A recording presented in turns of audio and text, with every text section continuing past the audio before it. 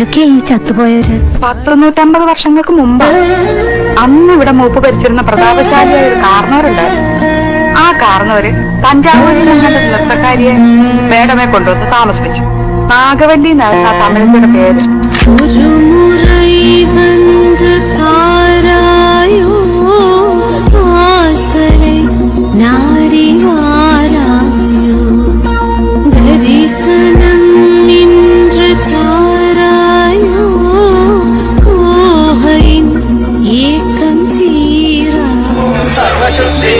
പണ്ടെങ്ങോ ദുർമരണപ്പെട്ട 2 ആത്മാക്കളെ ആവാഹിച്ചിരുത്തിയിരിക്കുന്ന സ്ഥലമാണ്. Hello, I want doctor Sunny here.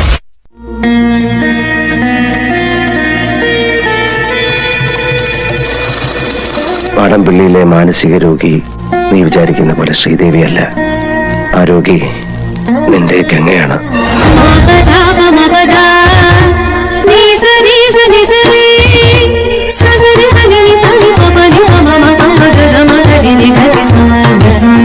സൈക്യാട്രിയിൽ split personality, dual personality, അതായത് അപരവ്യക്തിത്വം, ദ്വന്ദ്വ വ്യക്തിത്വം, പൊസഷൻ സ്റ്റേറ്റ് തുടങ്ങിയ ലഘു മനോരോഗങ്ങളായിട്ടാണ് ഇതിനെ കാണുന്നത്.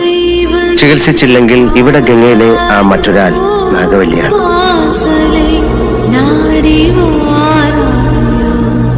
എന്തായാലും എനിക്ക് ആ മുറിയൊന്ന് തുറന്നു കാണും.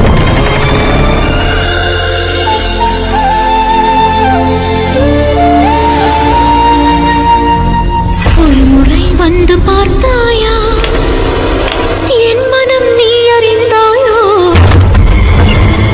വിലക്കപ്പെട്ട മുറിയായിരുന്നു അത്. തെക്കിനി ഇനിയിപ്പോ എന്തൊക്കെയാ വരുന്നെന്ന്. നാഗവല്ലി എന്ന കഥാപാത്രത്തിനോട് തോന്നിയ സിമ്പതി പിന്നൊരു എമ്പതിയായി മാറി. തീഷ്ണമായ ഒരുതരം തന്മയീഭാവം. തമിഴത്തിൽ വേറെ കാലമായിട്ട് സ്നേഹത്തിലായിരുന്നു. രാമനാഥൻ എന്ന് പേരുള്ള ഒരു നൃത്തക്കാരനുമായിട്ട്.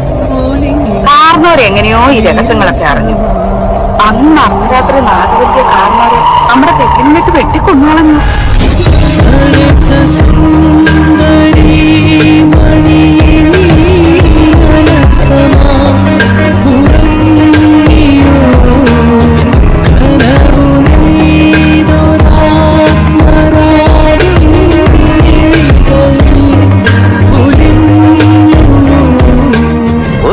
முறை வந்து பாராயோ பாசலே நடிவாராயோ.